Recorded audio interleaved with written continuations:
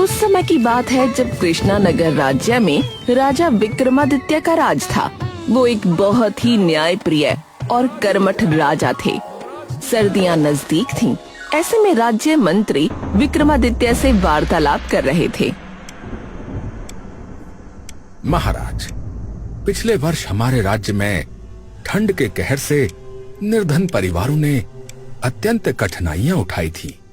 ठंड की वजह से कई परिवारों ने अपनों को ठिठुर ठिठुर कर मरते हुए देखा था महाराज, क्योंकि उनके पास सर्दी से स्वयं को बचाने के लिए पक्के घर नहीं थे और ना ही गर्म कपड़े और बिस्तर इत्यादि थे। घर का तापमान ऊष्म रखने के लिए कोयले या लकड़ियों की व्यवस्था भी नहीं थी महाराज। ये तो अत्यंत दुख की बात है मंत्री जी। मंत्री जी, इस वर्ष किसी निर्धन परिवार को सर्दी की वजह से ऐसी परेशानी नहीं होनी चाहिए और ना ही सर्दी के कहर की वजह से किसी निर्धन की मृत्यु होनी चाहिए।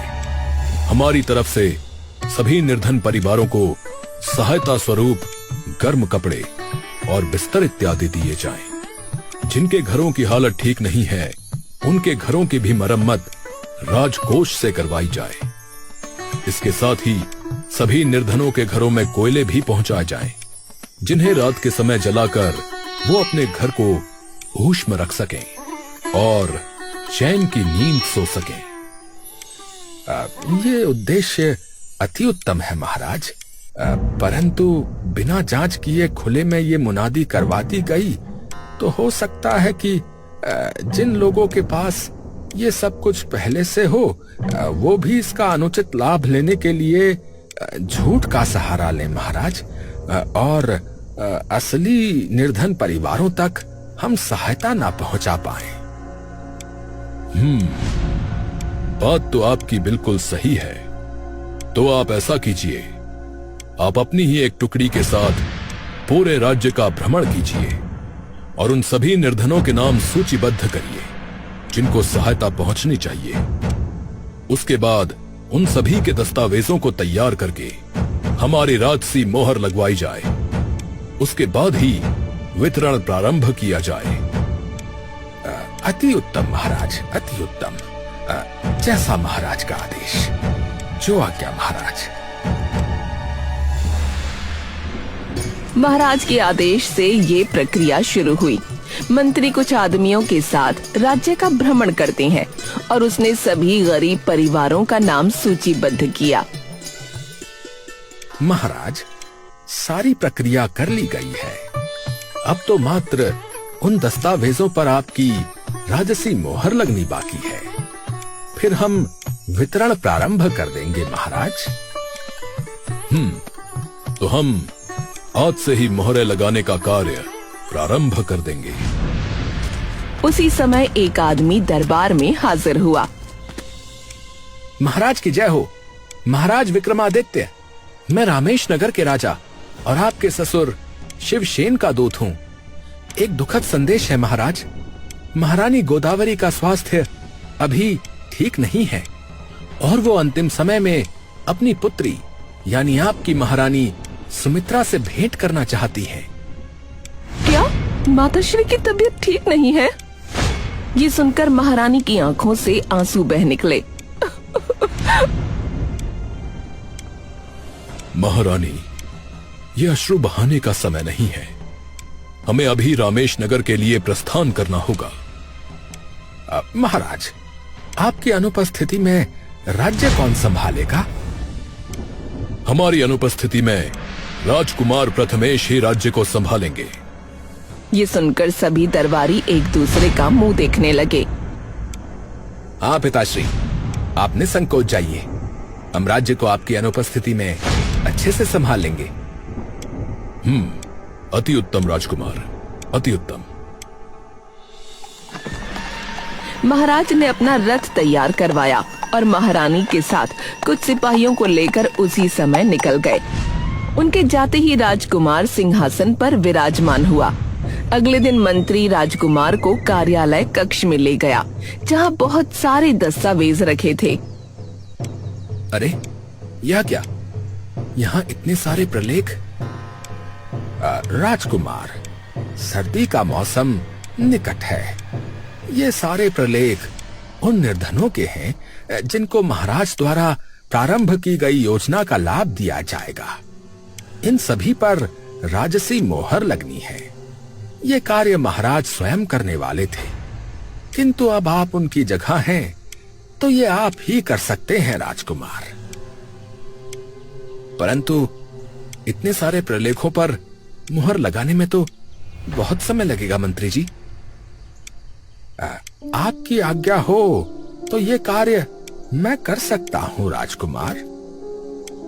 मंत्री जी, आपका मस्तिष्क ठिकाने पर है कि नहीं? मेरे होते हुए आप मोहर कैसे लगाएंगे? क्षमा करें राजकुमार, क्षमा करें। तो ठीक है, आज संध्या में हमारे मित्र हमसे मिलने आने वाले हैं, तो उनके स्वागत के लिए बढ़िया प्रबंध किया जाए। ये मोहर लगाने का कार्य हम समय मिलने पर कर देंगे। शाम होने पर राजकुमार का एक मित्र दरबार में आया। अरे मित्र सूरसेन, कैसे हैं आप? एकदम अच्छा हूं मित्र। प्रसन्नता हुई कि तुम अब सिंहासन पर विराजमान हो। राजकुमार अपने मित्र से मिलकर बहुत खुश हुआ। दोनों ने आपस में खूब बातें की और मदिरा पान भी किया। सुबह होने पर मंत्री कार्यालय कक्ष में पहुंचा तो उसने पाया कि राजकुमार ने सिर्फ 15 दस्तावेजों पर ही मोहर लगाई थी।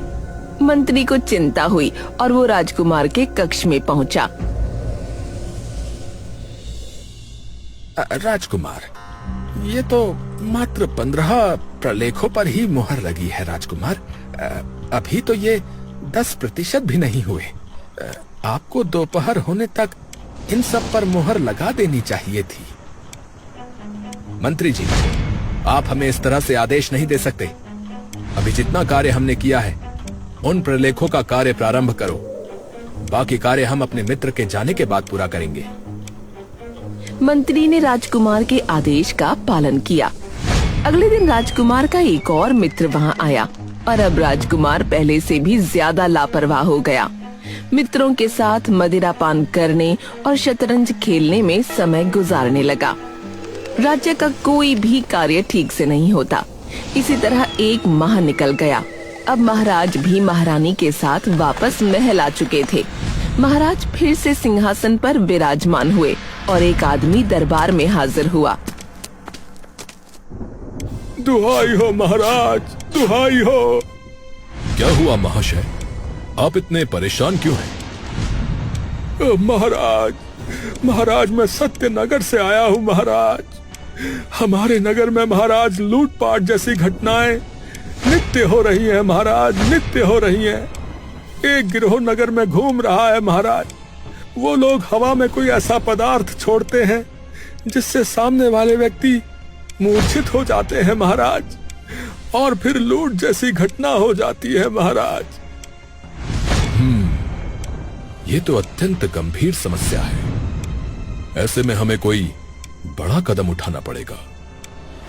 महाराज ने राजकुमार से कहा। राजकुमार, हमें लगता है कि इस गिरोह को पकड़ने का कार्य आपको देना सही होगा। जी पिताश्री, हमें बताएं कि हमें क्या करना है। हमें इस समस्या से निपटने के लिए एक योजना बनानी होगी।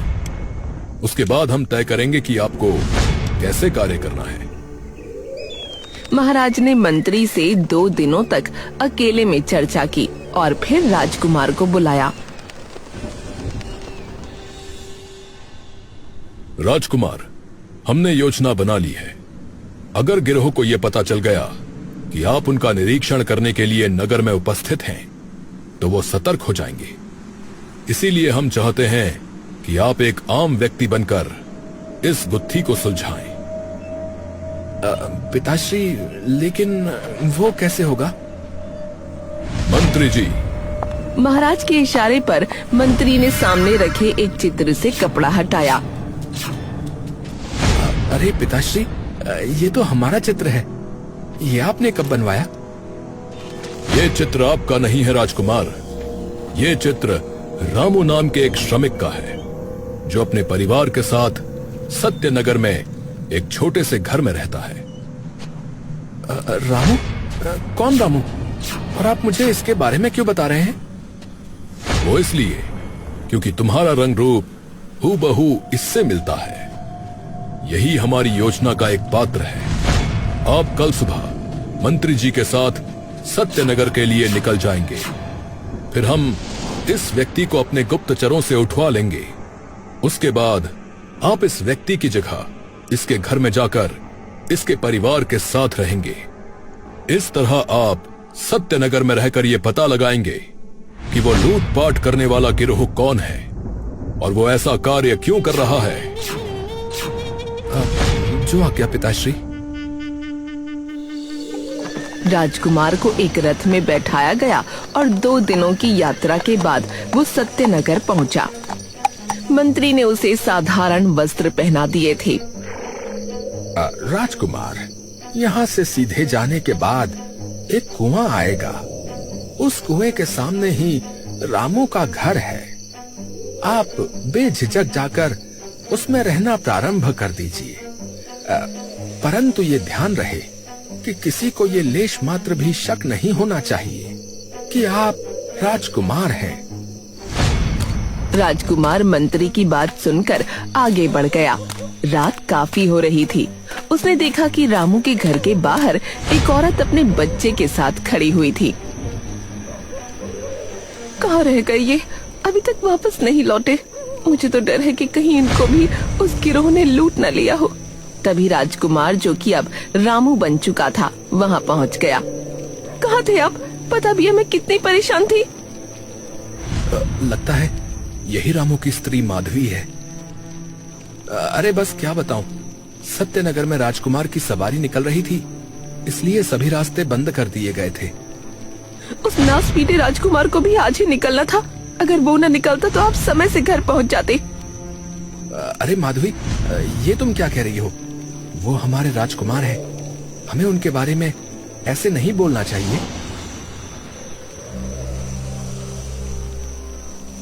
जो काफी छोटा सा घर था।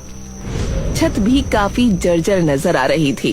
खिड़की पर न कोई दरवाजा था न पर्दा, और जमीन पर बस एक चटाई बिछी थी। आप हाथ मुंह धो लीजिए, मैं खाना लगाती हूँ। राजकुमार ने देखा कि कोने में नाली के पास ही एक नल लगा है। अरे यहाँ तो कोई स्नान गृह भी नहीं है। ये लोग इतनी सी जगह में कैसे स्नान इत्यादि करते होंगे? राजकुमार हाथ पैर धोकर कमरे में वापस पहुंचा। माधवी ने रोटियां, कद्दू की सब्जी सबके लिए परोसी। अरे ये क्या? मात्र कद्दू की सब्जी? क्या हुआ आज आपको? ये कद्दू की सब्जी तो आपकी मनपसंद है ना?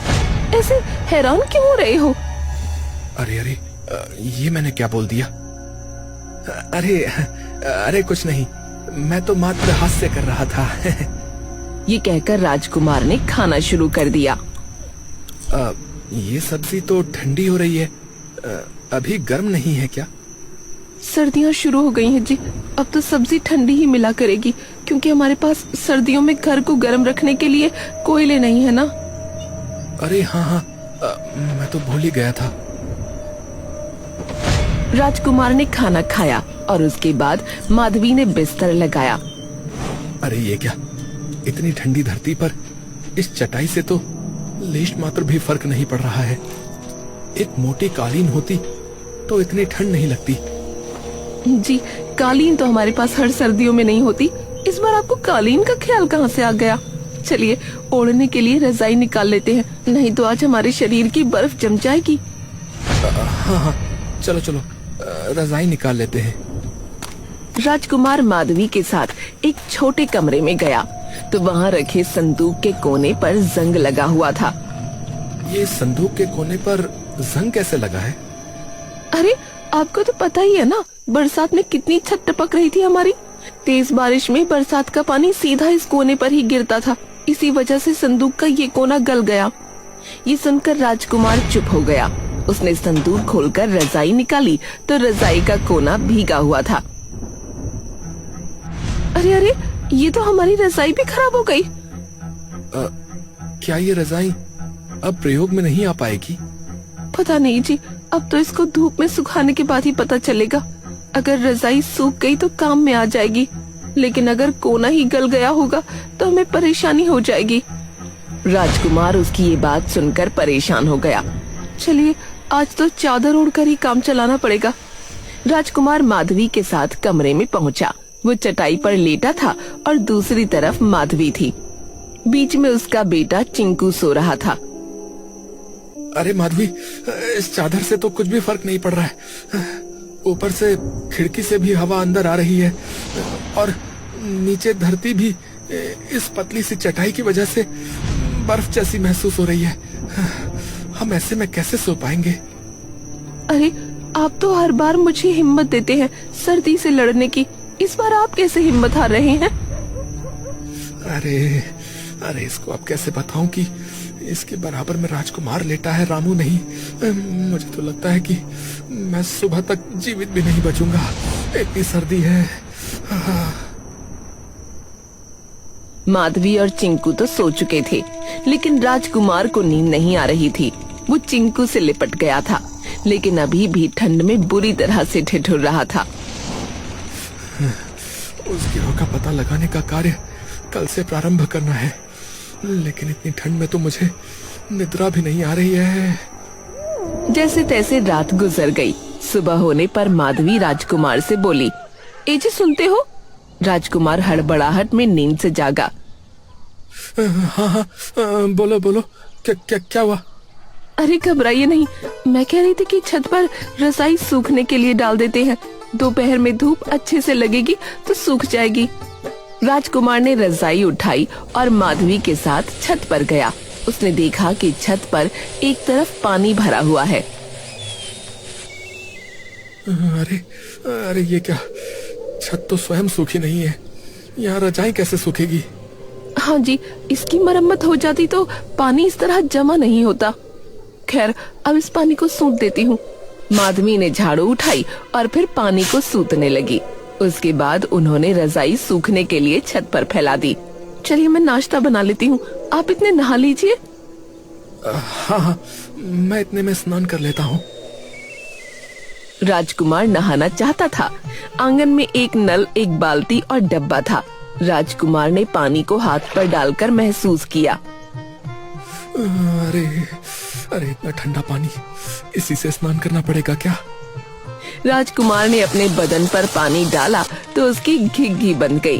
वो नहाकर जैसे तैसे कमरे में पहुंचा और चूल्हे के सामने बैठ गया। अरे क्या हुआ आपको? अरे माधवी, पानी तो बर्फ से भी ठंडा निकल रहा था।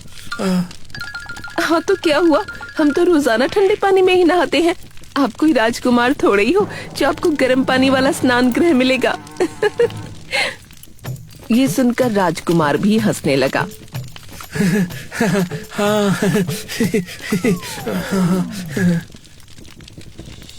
माधवी ने राजकुमार को चाय निकाल कर दी और खाने के लिए कुछ चने दिए।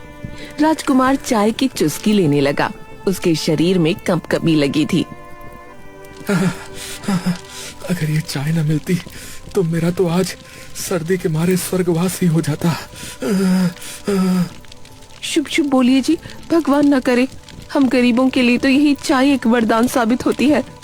चाय पीने के बाद माधवी ने उसे खाने का एक डब्बा दिया और बोली, आज आप काम करके समय से घर आ जाना, सर्दी बहुत ज्यादा है। हाँ माधवी, मैं प्रयास करूंगा।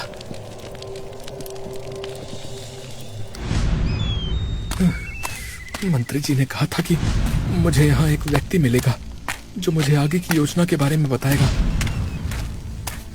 राजकुमार डब्बा लिए घर से निकला और फिर बाजार में जाकर चौराहे पर बैठ गया। राजकुमार वहाँ बैठा उस आदमी के आने का इंतजार करने लगा, लेकिन दोपहर होने तक भी उससे वहाँ मिलने कोई नहीं आया। अरे बाप रे, अभी तक भी कोई नहीं आया। बहुत भूख भी लगी है, अब पहले भोजन ही ग्रहण कर लेता हूँ। हाँ। राजकुमार ने खाना खाने के लिए डब्बा खोला। उसके अंदर कुछ हरी मिर्च, 2 प्याज, 1 गुड़ की डली और 4 रोटियां रखी थीं। हे भगवान, ये भी कोई खाना है? राजकुमार को बहुत भूख लगी थी, लेकिन गुड़ और प्याज से रोटी कैसे खाए उसको ये समझ नहीं आ रहा था। बेटा बेटा एक रोटी दे दो बेटा, बहुत भूख लगी है, 2 दिन से कुछ नहीं खाया बेटा। हाँ, क्यों नहीं बाबा, आइए बैठिए। राजकुमार ने उसे बैठाया और डब्बा उसके सामने रख दिया। बूढ़े ने पहले रोटी उठाई, फिर गुड़ की डली के 2 टुकड़े किए और फिर प्याज को रोटी पर रखकर हथेली मारकर उसे फोड़ा। राजकुमार उसे बड़े गौर से देख रहा था। बूढ़ा फिर जिस तरह से प्याज से रोटी खाने लगा, राजकुमार भी उसी की देखम देख रोटी खाने लगा। राजकुमार का पेट भर गया और बूढ़ा भी अब भूखा नहीं था।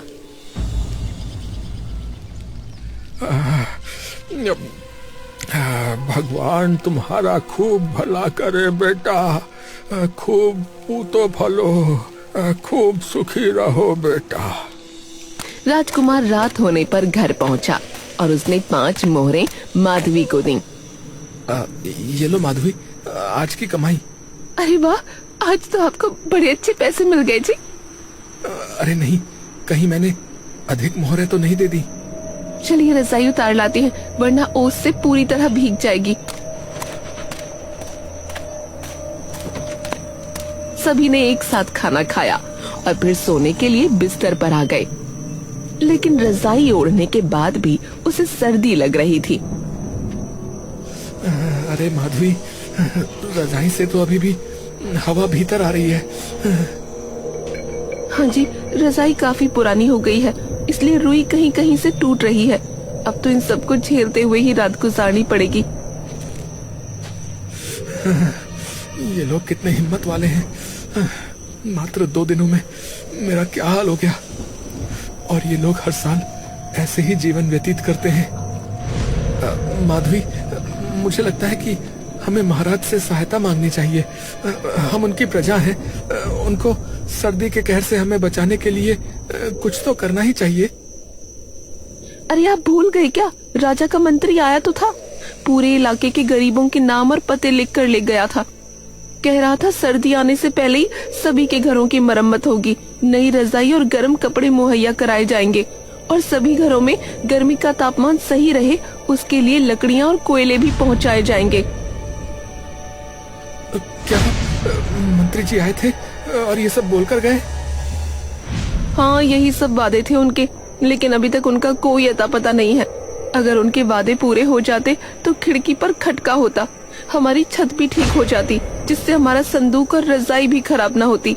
नहाने के बाद हमारे पास कोयले होते, जिससे हम शरीर को ताप सकते, और सर्दी के कहर से हम सब अपना बचाव आसानी से कर पाते। लेकिन वो मुआ मंत्री बस हम सबके बारे में पूछताछ करके चला गया। राजकुमार अब गहरी सोच में डूब गया। उस बूढ़े की शक्ल भी बार बार उसकी आंखों में घूम रही थी। अगली सुबह वो चौराहे पर न जाकर सीधा राजमहल पहुंच गया। अरे राजकुमार, आप अचानक यहाँ कैसे? क्या उस लुटेरे गिरोह का कुछ पता चला? पिताश्री प्रणाम। जो लुटेरे लोगों को इस समय लूट रहे हैं ना, अभी उनको पकड़ने से अधिक आवश्यक है कि राज्य में जो निर्धन लोग सर्दी का कहर झेल रहे हैं उनकी सहायता की जाए। हाँ, कैसी सहायता राजकुमार? मैं मात्र 2 दिन भी रामू बनकर ठीक से नहीं रह पाया पिताश्री। हमारी निर्धन प्रजा कितनी कठिनाई से जी रही है। उनके घरों को ठीक कराने की आवश्यकता है, और उनके पास खाने को मात्र रोटी और प्याज भर है। गर्म कपड़े उनके पास नहीं है पिताश्री। सोने को गर्म बिस्तर, रजाई इत्यादि नहीं है, और आग सेकने को कोयले तक नहीं है। वहां ठंडे पानी से स्नान करना पड़ता है। मैं तो अचंभित हूँ कि भला कोई निर्धन इतना कुछ कैसे झेल लेता है, जबकि मुझसे वहां 2 दिन तक नहीं बिताए गए पिताश्री, 2 दिन नहीं बिताए गए। ये सुनकर महाराज ने मंत्री की तरफ देखा। क्षमा कीजिए राजकुमार, परंतु जो परेशानी आज हमारे राज्य में प्रजा को हो रही है, उसके दोषी आप हैं राजकुमार। हमने जो प्रलेख आपको दिए थे, अगर आप उन पर मोहर लगा देते तो उन सभी निर्धनों को गरम कपड़े, रजाई, कोयले इत्यादि पहुंचा दिए जाते। उनके घरों की मरम्मत हो जाती और वो इस सर्दी में भी आराम से अपने घरों में सो पाते। ये सुनकर राजकुमार ने नजरें झुका लीं। मंत्री जी, अब हमें अपने आप से घृणा हो रही है। हमारी लापरवाही की वजह से प्रजा ठंड का कहर झेल रही है। तो अब क्या आदेश है राजकुमार? मैं उन सभी प्रलेखों पर मोहर लगाने का कार्य आज ही प्रारंभ करता हूँ। आप शीघ्र अतिशीघ्र योजना का लाभ प्रजा तक पहुँचाना प्रारंभ करें।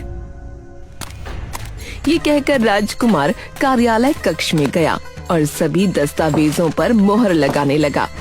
सुबह से मोहर लगाते लगाते दोपहर हो गई, लेकिन वो रुकने को तैयार नहीं था। राजकुमार, कृपया भोजन ग्रहण कर लीजिए। ये कार्य तो बाद में भी हो जाएगा। नहीं पिताश्री, हम अभी भोजन नहीं कर सकते। हमारी प्रजा प्याज से रोटी खा खा कर जीवन व्यतीत कर रही है, तो क्या हम उनके लिए एक दिन भूखे नहीं रह सकते? शाम होने तक राजकुमार ने सभी दस्तावेजों पर मोहर लगा दी और फिर से 5 मोहरें लेकर रामू माधवी के पास पहुंचा। कुछ दिनों में गरीब प्रजा के घरों की मरम्मत शुरू हो गई। उनको रजाई और गर्म कपड़े भी पहुंचा दिए गए। इसके साथ ही हर घर में कोयले की बोरियां भी पहुंचाई गईं। माधवी भी अब बहुत खुश थी। माधवी, अब तो तुम प्रसन्न हो ना? देखो, महाराज ने हमारे लिए कितना कुछ कर दिया है। हाँ राजकुमार, अब तो लगता है कि सर्दियाँ आराम से निकल जाएंगी। ये सुनकर राजकुमार हैरान रह गया। उसी समय महाराज, मंत्री और एक आदमी वहाँ आ पहुँचे। माधवी, तुमने मुझे राजकुमार कहा? तुमने मुझे कैसे पहचाना? और पिताश्री, आप अचानक यहाँ कैसे पहुँचे? राजकुमार, सत्य यह है कि असल में राजू नाम का कोई श्रमिक है ही नहीं और माधवी इस किशन नाम के किसान की पत्नी है। उसने हमारे कहने पर ही आपको अपना पति समझने का नाटक किया था। आपने हमारी अनुपस्थिति में जिस तरह से लापरवाही करके प्रलेखों पर मोहर नहीं लगाई थी, उससे हमारी प्रजा को क्या क्या मुसीबतें झेलनी पड़ रही हैं, इसका आभास आपको कराना आवश्यक था। हमें प्रसन्नता है इस बात की कि आपने अपनी भूल मानी और अपने कर्तव्य को निभाया। ये सुनकर राजकुमार ने महाराज के आगे हाथ जोड़ लिए। क्षमा करें पिताश्री, क्षमा करें। अब हम कभी अपने कर्तव्य को लेकर लापरवाही नहीं करेंगे। अब राजकुमार का दिल पुरसुकून था। राजकुमार आज भी खाना खाते समय जब प्याज की तरफ देखता है तो उसे याद आ जाता है कि कड़कती सर्दी में कभी इसी प्याज ने उसकी भूख मिटाई थी।